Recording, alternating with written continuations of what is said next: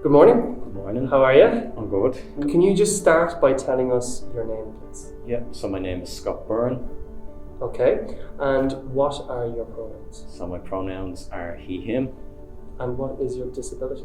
So I suffer from an autoimmune condition called Apposite syndrome. So basically it's a genetic disorder that affects a couple of different aspects of my body. So I suppose it fall under, I guess, significant ongoing illness, I think is what they call it on the forms I have to fill out every now and again. Okay. And your disability, how does it affect your way of life in your academic life in general? I'm quite lucky that it's manageable, but I've sort of learned how to do that over the last few years. In terms of how it affects me, I guess it's fatigue.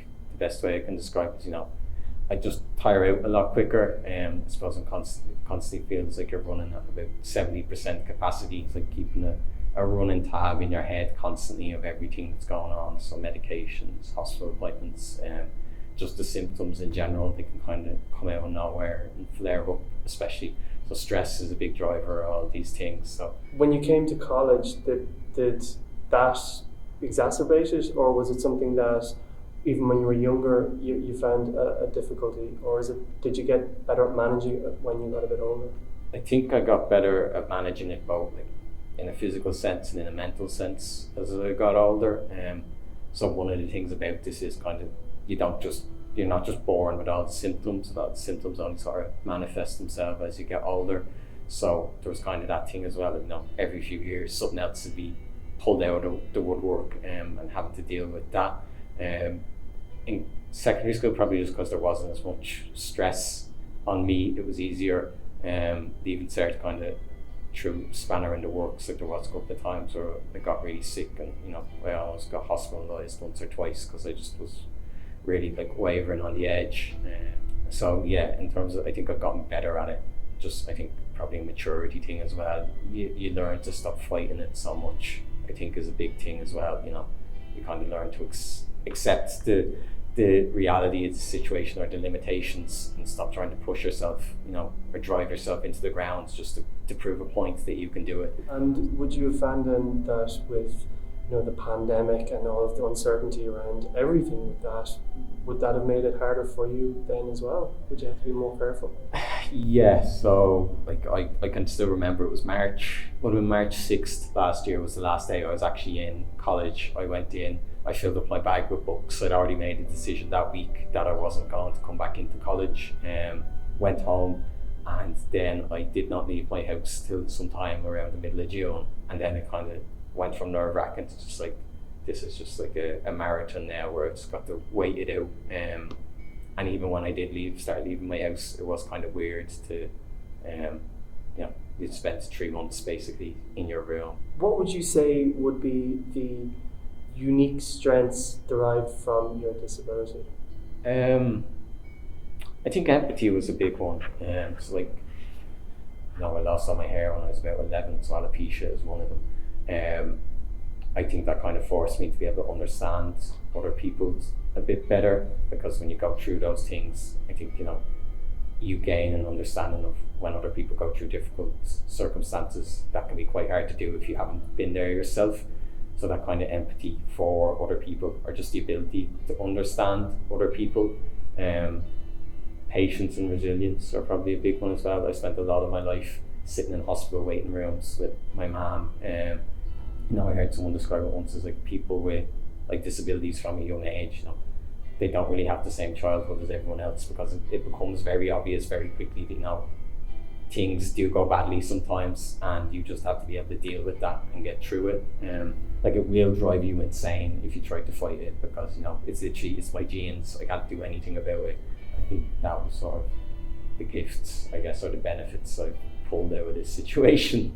What accommodations in the college did you find helped you the most?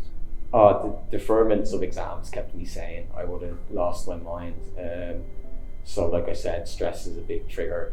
Like literally my body doesn't produce what you're supposed to produce when you're stressed, which means I spiral quite quickly. Yeah, and you found your lecturers quite approachable when it came to this kind of... Yeah, well, I suppose, like I said, I to manage it quite well.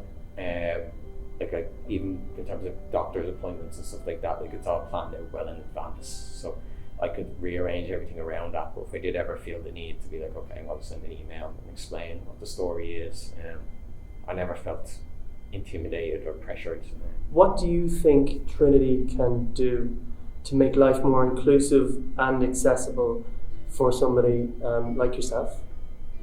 I think it is about awareness. Like, I think if you talk to most people with a disability or a medical condition, a lot of the problems they run into, like, it isn't out of maliciousness. It's just people don't know that there's a problem there. So like when it came to deferring my exams, like initially I was really stressed out because I was like, oh God, this is going to be a really complicated process. But it was a 10-minute conversation with a tutor, and then it was on its way. But I still had other people like in years after that come up to me and be like, how do I defer an exam? Like panic in their eyes because they were convinced, it was going to be like this really complicated, like day-long or week-long process to get it sorted out. I think like someone summed it up to me once, they don't want to see students dropping out of courses because they do want to get you through and get you graduated and produce more physicists, chemists, biologists, whatever. And they want to help you get there. But I think too much of the onus sometimes is put on students who, if you have a disability, that might directly affect your ability to advocate for yourself. Like a lot of it, like even the work the disability service does, it's about empowering the student, but also dragging the college to meet them halfway, because at the moment it's kind of like a 70-30 when it should be a 50-50. And for any kind of young people on their way into third level education and who maybe do have a disability, or not even that, but just have any worries about the future for themselves, have you any advice that you would give them going forward after your own experience? So in terms of advice, I'd say like you do need to be tough, and you do need to be resilient. Like there are a lot of issues and a lot of barriers, but you can't let that beat you. Like defeatism is just, it can't be an option, Like I think the way I've always described it is, we're all running up the same hill, but some of us have ankle weights on. You just need to be mindful of that, and if you do need to take a break, there is no shame in that. There is no shame being like, I'm going to take a year out. And lots of people have taken years out for far less valid reasons than that.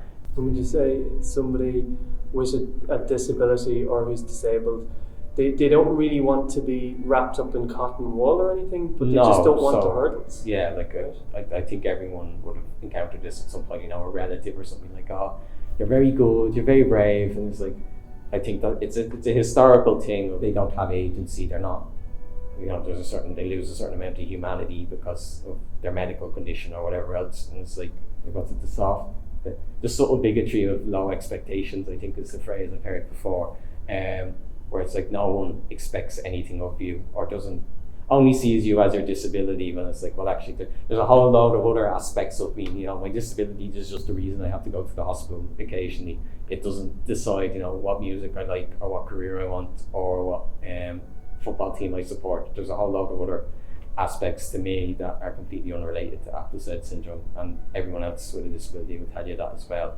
So whatever low expectations people might have had in the past, I will personally tell them all the different ways that they are wrong to have those ideas.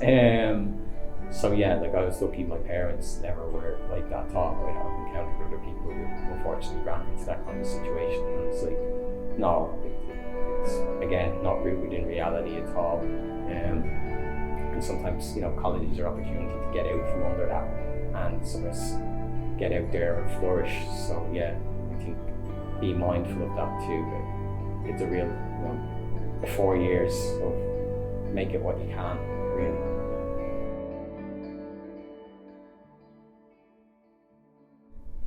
Hi, my name is Collette Murphy, and I'm a student of History of Art and History of Architecture. My disability is I have chronic pain syndrome, which is a condition that unfortunately I had breast cancer surgery in 2016, and I developed peripheral neuropathy almost straight after it. So with the help of occupational therapy and lymphology and the pain clinic in St James's Hospital in Dublin, I have recovered to be able to go to apply to Trinity College, and that's where I am now at the moment. And just in relation to your disability, what kind of obstacles would you face on a daily basis, say on campus? As part of my treatment for breast cancer and the peripheral neuropathy that I was unfortunately left with, I had a neurostimulation lead surgery almost a year ago, and that's made a huge difference in my life in that electrical leads are placed in my spine, and it takes about approximately 30% of the pain away before it gets really bad. So I carry a remote control. I have a box in my back at the end of my spine, and I carry a remote control. When I go to walk across the campus, my foot lifts to a certain stage, but I think it's actually lifting higher, and it's not. So there's a huge problem with tripping. So I just have to be very careful, and that's one of the main things that has changed in my life. To be very careful, even in the train station this morning, getting off the train, the crowds, I have to wait until I'm at the very end of, wait till everybody else is off the train, and then I feel safer to walk down on the platform so that I don't trip over people don't trip over me. Would you say it's more difficult because it's obviously a disability that came off the back of an injury or a cancer more so? I would definitely say I had no disability whatsoever. I've always worked full time. I'm a mother of 4 girls. This was a huge change in my life. Not just the fact that I got breast cancer, but the fact that I ended up with a disability shortly after that. But I've continued. I mean, I went to the pain clinic in St James's Hospital and met a wonderful team of people from Stanford University pain department, and I did a program with them, and that actually changed my life, because up to that I thought my life was still the same and I was able to do everything I could. So by the end of that week I realised that things are going to be different, and I need to acknowledge this as quickly as possible, or else I'm not going to get on with the rest of my life, you know. So what would you say, which college accommodations are most helpful to you? The college accommodations that are most helpful for me would be, it's called an ATIC area, ATIC, and it's an assisted technology area that I can go to within the Lecky or the Berkeley Library to do research, study, do assignments, do anything to do with college, and I can spend all day there if I wish. So that's one of the main areas. Another area that I have to have is the locker area in the arts building. I have to have a locker because I live in County Kildare, so I get the train in, then I get 2 Lewis to college. So I need to have somewhere where I can place my coat and all my books for that day. So that's very valuable to me, to have a locker area. Of course, I'll have my train back home again then about 5:30, 6 o'clock. So it is quite a long day, but with the locker area and the respite area and the assisted technical area, these are all supports that will get me through the day, and they're exactly what I need for my course. How would you say that Trinity College could make life more inclusive and accessible to you and help you fulfill your potential? If anything, Trinity could just acknowledge my disability. That would be the main thing for me, because it is quite hard. It's hard enough for me to get through. The first year was very difficult academically because I hadn't been to college since doing my Leaving Cert in the 80s. So it was all very new, very difficult. And having a disability that I kind of didn't let a lot of people know about as well. probably was an error on my part, but Do you feel that people in general would be quite bad at reaching out for help, or do you think that it's a case that we just don't have enough education on a lot of issues? it's definitely down to not having the knowledge. It's so important. I can see myself coming in first year, or any first year coming in now next year. There shouldn't be hurdles. There's no need for that. There's no need for hurdles. Once you've registered with disability services, it should be there then for your access for the whole year. And there's just so much that they can do to support someone who's disabled.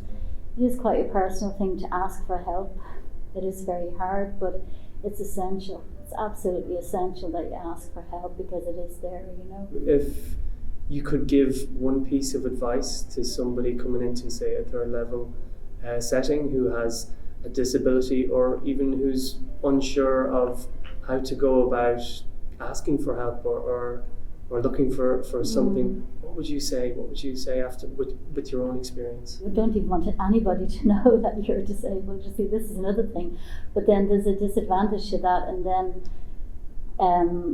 you're not the same as everybody else, and you have to realise that as well. So anybody coming in, I would just suggest that you just make use of all the supports. Did it take you a long time to evaluate what you wanted to do, or was it something that was, as far as college is concerned? Yeah, or the next step? No, you see, I was very lucky in that when, all through my life I worked in retail. I always was, my love was always merchandising and art and architecture and museums and galleries. So I spent most of my life with my young kids dragging them around to galleries and museums, with the result that two of them now are artists themselves and curators. So my goal is to become a museum curator. It's something I've always wanted to do, and it's great to have a plan, it's great to have a goal in your life, especially after what's happened.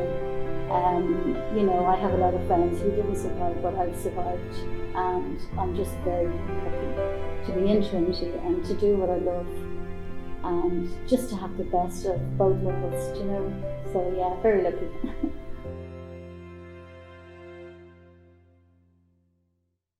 My name is Jessica K. Doyle.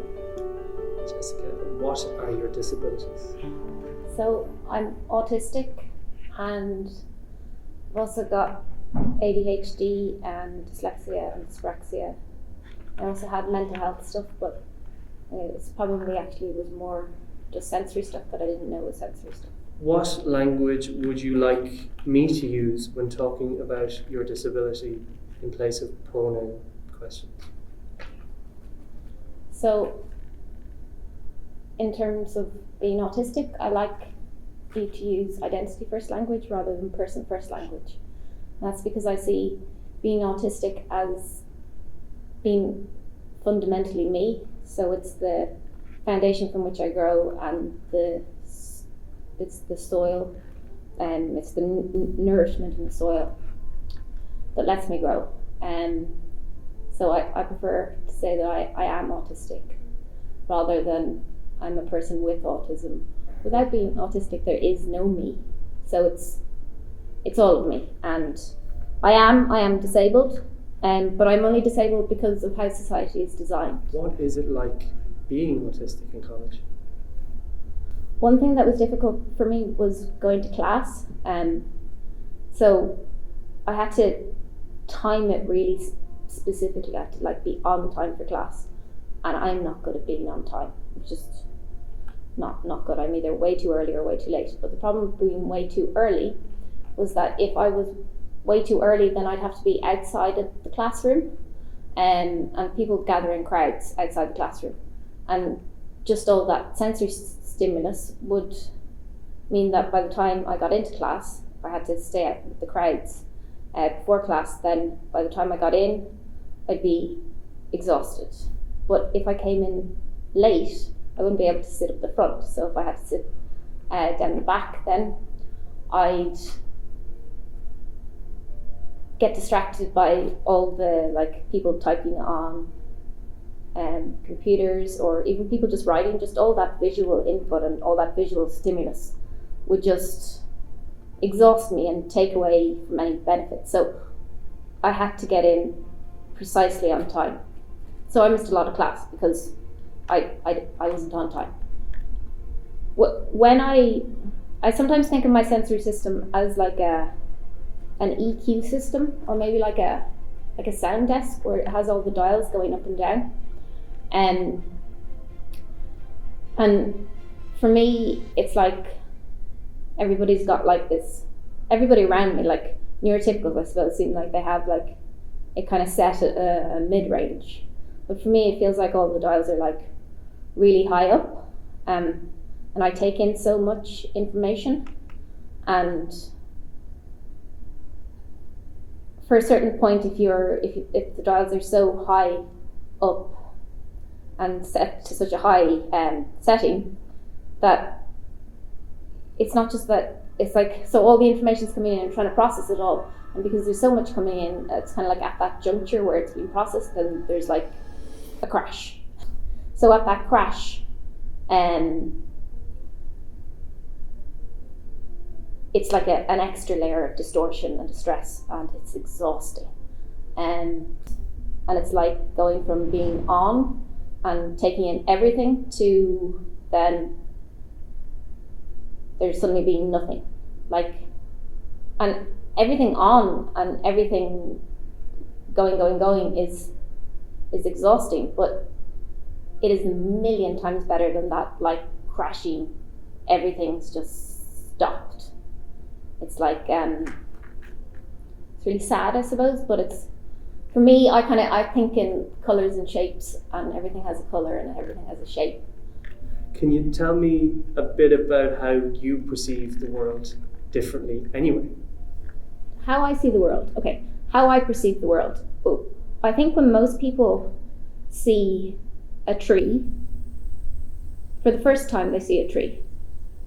When they see that tree, they see all the details of the tree, like the branches, the way it moves in the wind, the colours, like they see all the details of the tree. But the next time they see that tree, or they see maybe a tree like that tree, they don't really see the tree, because their head kind of goes, oh no, that's a tree, I know that's a tree. Like if it's a similar tree, you don't really perceive it because you've already processed it. That's the theory of how perception works, and that it's kind of a combination of thinking and taking in information. But for me, and this is where the theory of autism comes in, but it makes sense for me that when I see a tree, I see it in all the detail the first time, and in the second time, and in the third time, and every time. And I think it's because for me, if there's even one tiny little change in the tree, like in the perspective I take, in the weather, in the shadows, and in anything, in change in a leaf or something that I perceive, then for me that tree is now an entirely new tree. It's an entirely new thing to process. I perceive everything again and again and again. So the first time, if it's good, it's always going to be that good. It's going to be that good over and over again, which is great, and it's beautiful because you see textures, and and then I have this thing where I see colours when I hear sounds as well. When it's good, the first time, it's always going to be that good. It's going to be that good over and over again. But when it's bad, or when it's distressing, it's going to be that distressing over and over again as well. It's going to be a different distressing because the thing has changed now and become a new thing. But it means for me that the world is a way more unpredictable place. Because I'm picking up all of that information over and over again. It's like I think the phrase might be double-edged sword, but I'm not very good at phrases. But it can be beautiful, or it can be really distressing and really exhausting. Yeah, when I can get it right, it's wonderful. How would you calm yourself down or work through that? Is there something specific that you like to? This is an interesting question. Sensory overload. I sleep. for me, sensory overload is like, I can do a certain amount, like social stuff is really unpredictable. There's a lot, like people are the most unpredictable part of the world, but socializing is so important for like mental well-being, so I can kind of like budget kind of, but I have to like, I can do it, but I have to factor in that I will have a social hangover, which I think is quite similar to an alcohol hangover as well. It's the exact same thing, it's just sensory wise, and yeah, it's like I get headaches and I get migraines and I need to sleep and I need to be in a dark room. It's kind of changed now that I've become more aware of my sensory system. So like over the first lockdown, I built an outdoor sensory space. Like I have my earphones to get rid of stuff, and I wear hats and I wear layers and I wear things that kind of squeeze me, and sunglasses. So it was all about avoiding. But it turned out from doing the sensory profile and really getting to know my sensory system that the proprioception, the vestibular input, so things like pressure, so I suppose that would be the squeeze feeling as well, or like walking around on bare feet, or that movement of going back and forth on a swing. It's like magic. It makes me feel both really calm, but also really energized and really focused. So like it's made a massive difference to my ability to work and concentrate and stuff like that, and just be well. Like I can now go in there. I need to get better at doing it more often, but like there's lots of different steps to getting into all these things, but I when I do, I can go in there and I can get that input. So in the evening, it allows me to get a good night's sleep. It allows me to concentrate. It's way better than any of the meds they ever put me on.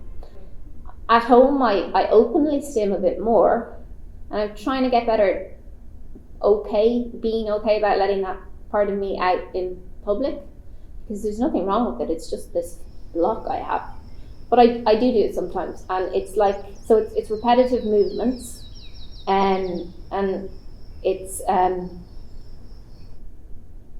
like how people pace back and forth, and so it's repetitive body movements, and I do with my fingers a bit more at home. Like it's just moving.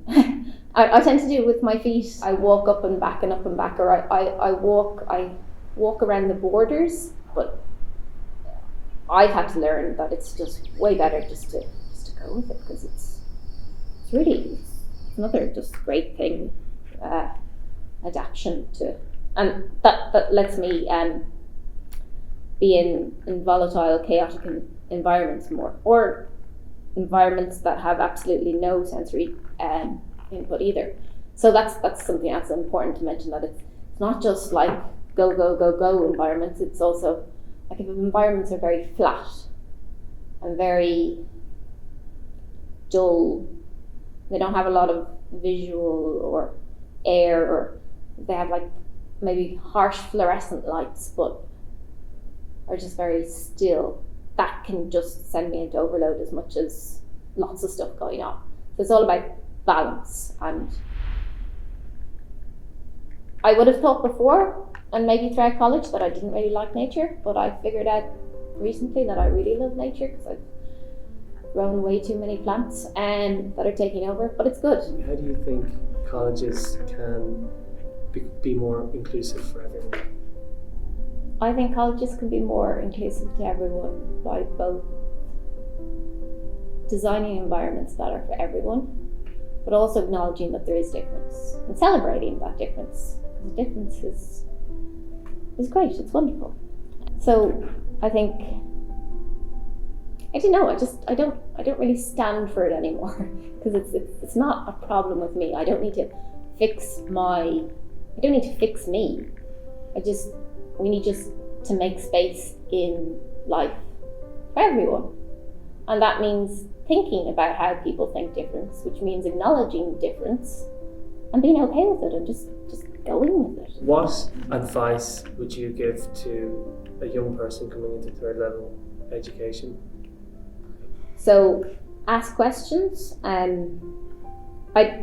don't want to say that the onus should be on people to ask questions, though. I'd like the college to tell us more, in more direct and obvious ways that these places exist. Don't kind of think it's all you, or you're the problem, or it's within you. Like, the environment has so much of an influence on us all. So stop blaming yourself and blame the environment. It's much more freeing, and you can really manipulate the environment a lot more than you should really ever try and manipulate yourself.